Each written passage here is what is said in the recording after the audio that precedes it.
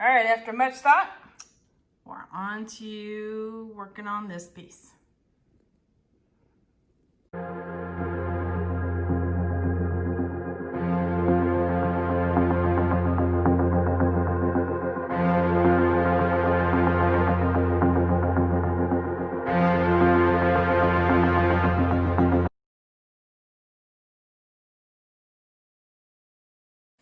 Howdy, howdy, this is Clara Lawrence. So I'm going to work on another layer of this piece, maybe even two. Yeah, probably two. I wonder if I need to do three for that matter. Some of these skull heads are kind of on the tall side. Okay, doing painter's tape with gloves is tricky. It wants to stick to the glove. Well, I'm gonna go and add some tape to where the handles are, so that way the resin doesn't go through and it stops at the resin, at the holes. So, and I'll remove them probably like at a 7-hour mark or 6-hour mark. And that way the resin won't have a sharp edge, it'll have a nice rolled edge to it.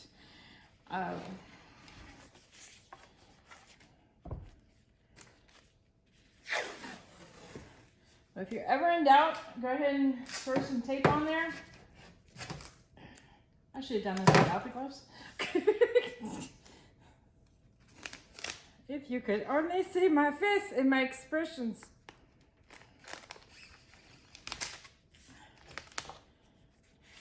Okay.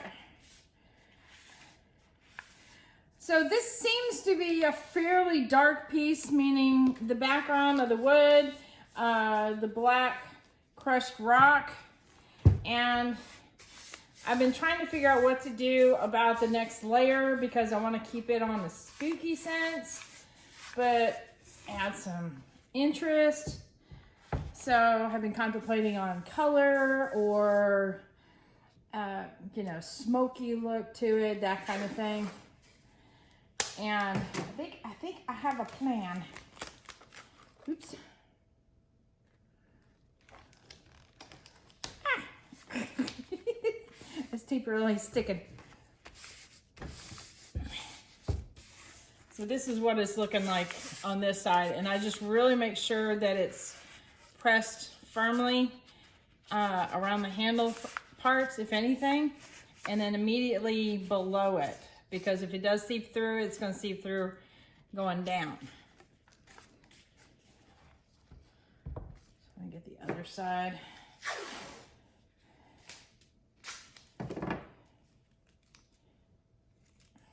Okay. Nice. I had a bunch of interesting ideas in the comments of the last video of this thing. Or this piece, I should say, not this thing, about some suggestions, and some of them were kind of interesting. One of them I contemplated on quite a bit was on adding some neon colors to the piece.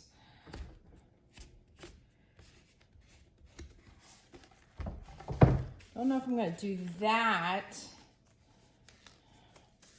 I might. I don't know. As you guys know me, a lot of times I'll have a plan and I will change it up at the last minute. So, yeah. So I'm using my go-to resin, Stone Coat Art Coat resin, which has a long working time. And I'm clearly this is pretty thick. As you can see, I can pinch it with my finger, so it's still standing up quite a bit. So I'm going to build up some layers on this. So I was thinking the first layer of doing some clear and maybe some glow in the dark and playing with it, having it move through the individual pieces. So I'm going to mix up some colors and I'll be right back. All right, so I finally made up my mind. I've got some interference blue that's still shifty, similar to like what the chameleon does, except for this shifts from, it's kind of like a clear into a blue, whereas chameleons will shift from one color like a blue to a purple. And then this is a glow-in-the-dark powder, and it's a blue one. It looks kind of on the green side right now, but it's supposed to glow really blue. And then I've just got a white paste mixed up. It's not super opaque, so I'm hoping this will disperse a little bit. All right. Let me lay down some clear. And I don't know why I'm starting to talk in like a funny accent, but I did.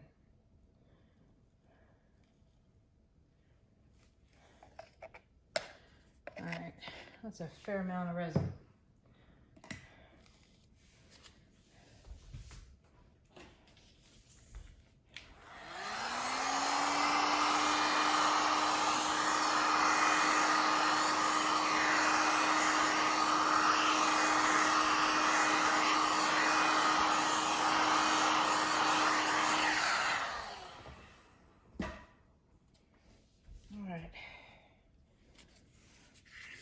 What I'm going to do here with the glow in the dark is I'm simply going to put a fair amount in here. It does have a tendency to look a little bit on the cloudy side. It'll give a hint of glow with the final piece with all the other colors and all the other layers of resin. Maybe I can do some more glow and some other, in future layers of this piece. So I know going in here it's not going to glow a lot. Now you see what's happening right in here? I'm going to bring you in a little bit. Where it's moving around the piece. That's kind of what I'm hoping to accomplish with this pour. All right, get you back in position. All right. There's that. I'm going to do the same kind of thing with the interference.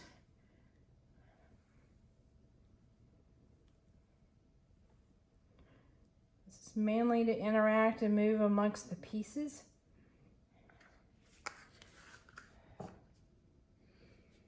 And then let's see, I wonder if I should put down some white now too. Probably should. Nope. Yes. Can you hear the self down in my voice? All right.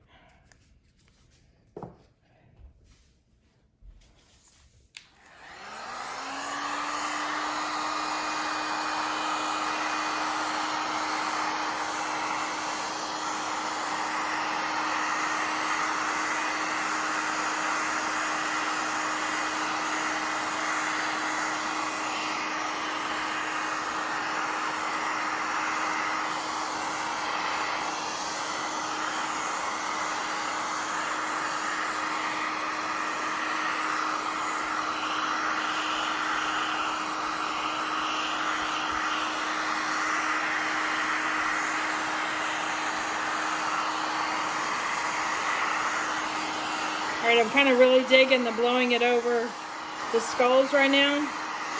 So I'm just gonna keep this up. I may have to pause and let it cool off.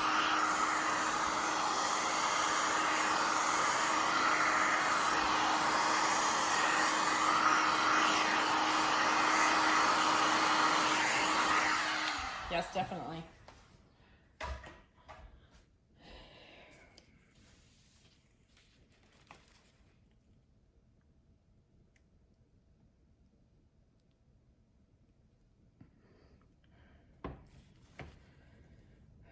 All right, there's a lot of resin. All right, did I do too much? Okay, so I'm gonna let this cool off for a little bit, and then what I'm gonna do is go and put some clear resin directly over some of these larger skulls, and that should work kind of cool. And this white may even push down in the layers when it starts curing up and such. So I will come back to this.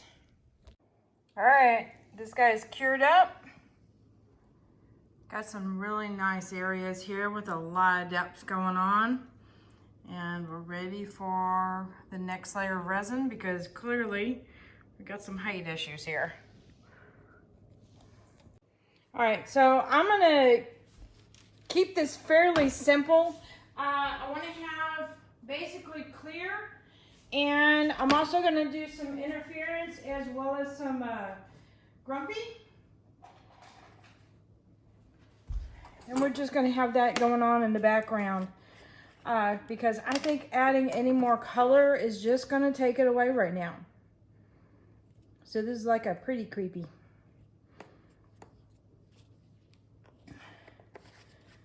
So still working on the color shift colors.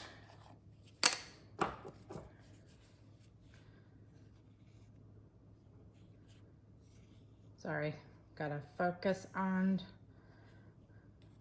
getting the powders in. There we go. I think that'll work.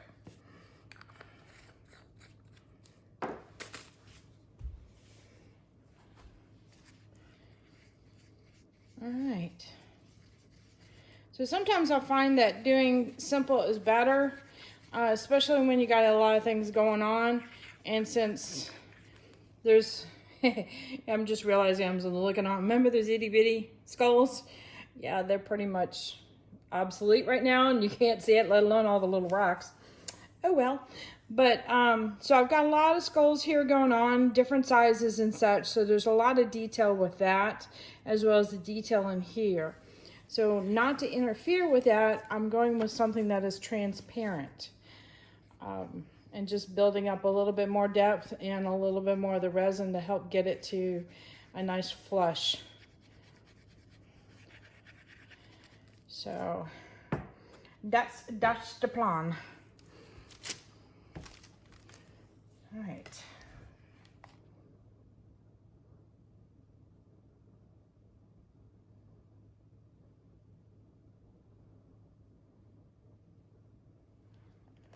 There's a fair amount of resin there.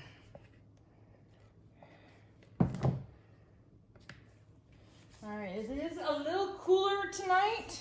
I've had my studio up to about 70 degrees. But I'm already feeling the effects on the resin. It's mixing a little slower. Or I should say the liquid's a little thicker than normal. So I'm also going to heat it up with the heat gun and help out with those bubbles, getting them to the surface. And since it's got to go from edge to edge anyway, this will help it do that too.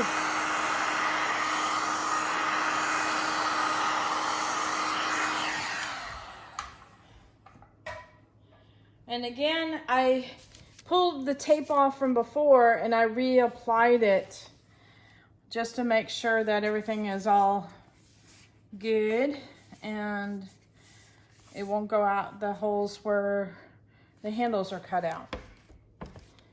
All right. Now what's gonna work best on getting rid of bubbles is a torch, usually. But I usually use a heat gun mainly to manipulate and move resin around. All right, so this one here, I believe, yeah, this is grumpy. So I think what I'm gonna do is what I did before. I'm just gonna kind of sprinkle it around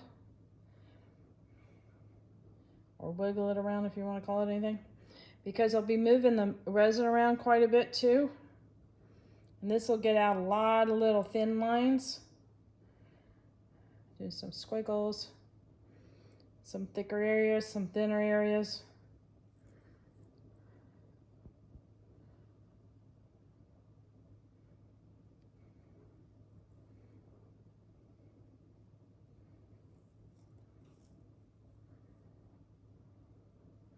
All right, I gotta get it to stop dripping. Thank you, there we go. All right. And then a little bit of the interference blue.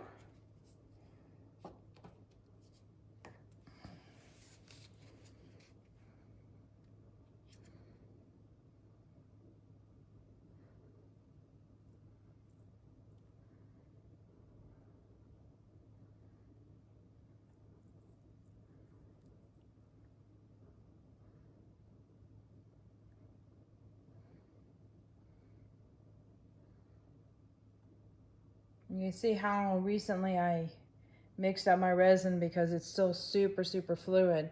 When it starts setting up, you can have an easy time drawing a lot of super skinny lines because it doesn't dribble very easily. All right. So let me heat that up a little bit more.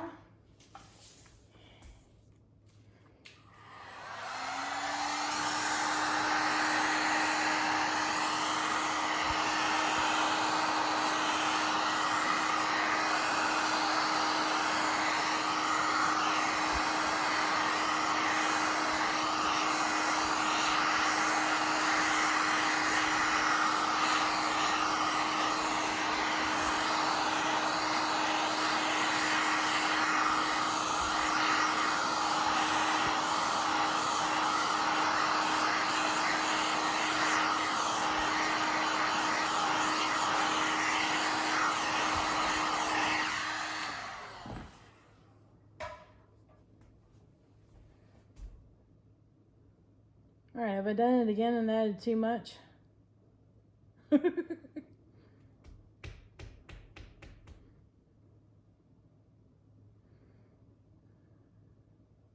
Crap-a-doo-doo. I think I did. I'm not having much luck with this. Well, we know what to do.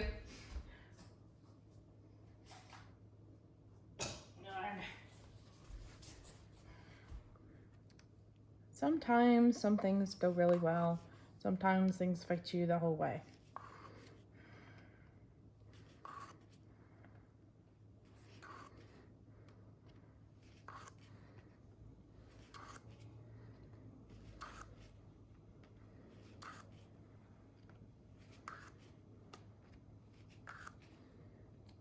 I think I got too much the interference and grumpy in there.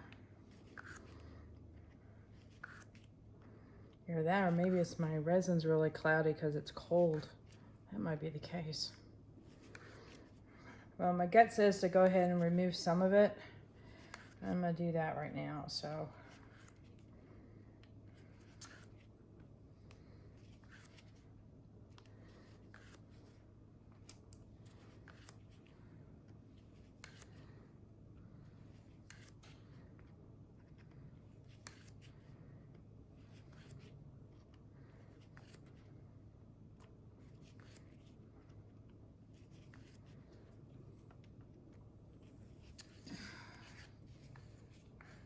I think that'll be enough for that. But what I need to do is add a little bit more resin to kind of compensate for the stuff I removed.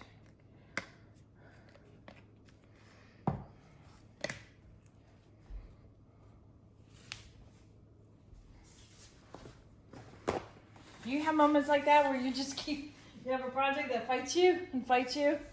I think I'm gonna end up liking this when it's done.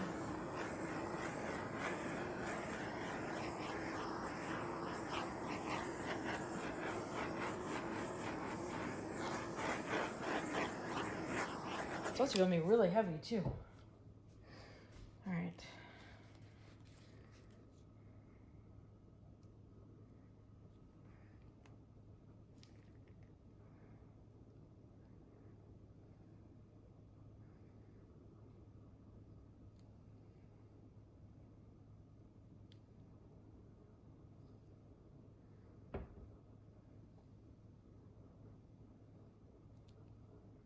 Looks really pretty. Okay. So this part's kind of the not very exciting part. I'm gonna let this set for a bit and come back and retorch it and come back and retorch it. What I did find out that was interesting in just looking at this is it looks like those are just about covered up, really close to it. So I'm not too far away. If I have some on the outside edge that are taller than the middle area, I'm kind of okay with letting that go as is. So, interesting problem. We'll have to see. Now, as I'm looking at it now, it does have some slight bumps. Oh well. Okay, so I'll put this away and let it finish curing.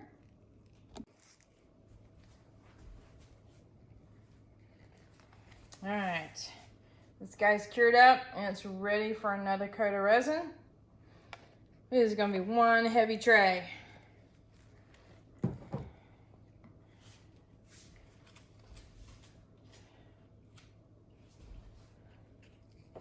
And it's just gonna be a flood coat, I think. So I think I've already messed with it enough.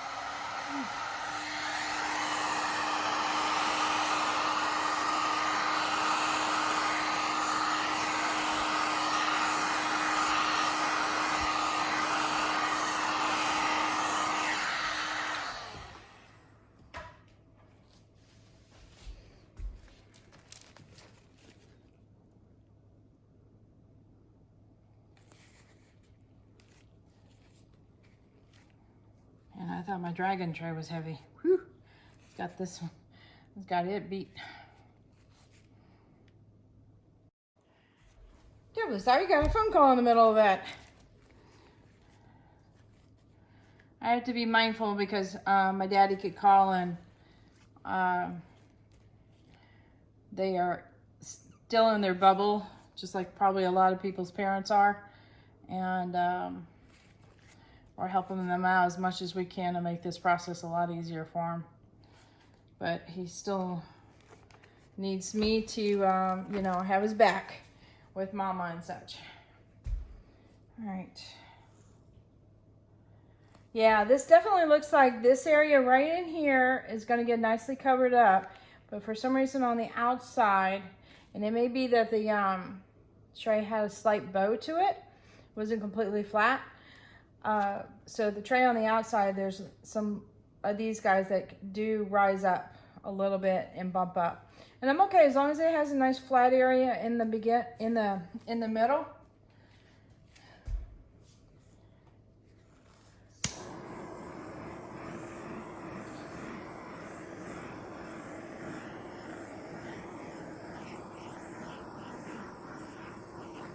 I think it'll be kind of interesting to have them popping up. All right, and of course the last layer, what do? I get a hair. Biker. Oh, I think I had the hair and then I lost, oh crap. Where's that hair? Okay, let's hope that was it. I don't think it was.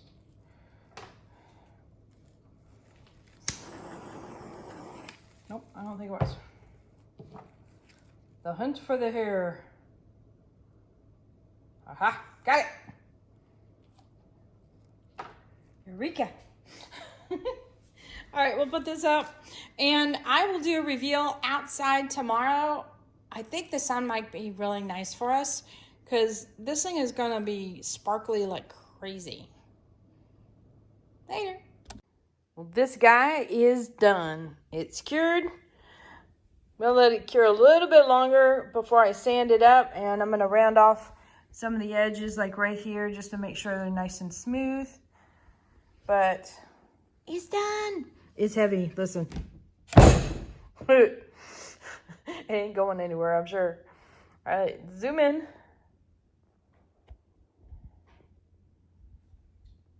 But I'm happy with it. Sparkleville, big time. Oh yeah, I mentioned I was gonna take this outside. Let's go do that. All right, we're gonna go outside here.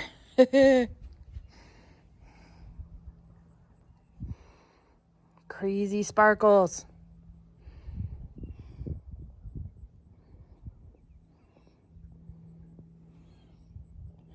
Ironically, it's really blown out for me, but I know it comes across on the video. Oh, look at all that sparkle in that.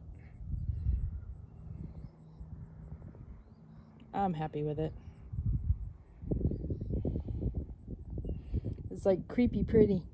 It's a new phrase, creepy pretty.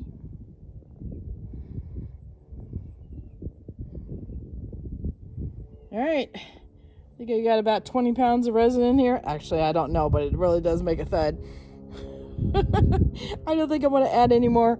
There's some bumps still on the outside rim that I expected, and that's okay. They got a coating of resin, so it's safe to use.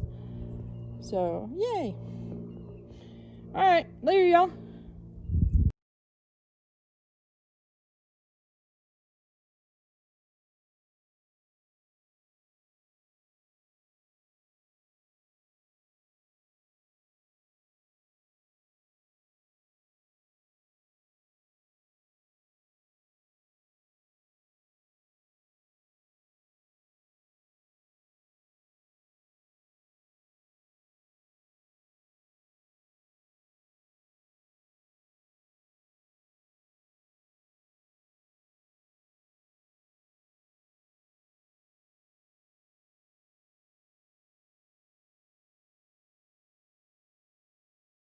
Alright, hit that like button, hit the subscribe button, but definitely hit the bell to get notified next time I put a video up. Check the links in the description below. I can't say it. For any supplies I use that you might be interested in, as well as my Etsy store, because there's a lot of stuff that's coming up. Christmas time. And all the colors I use I get from Artist Till Death, so check them out as well, and they're in the description too. There you go.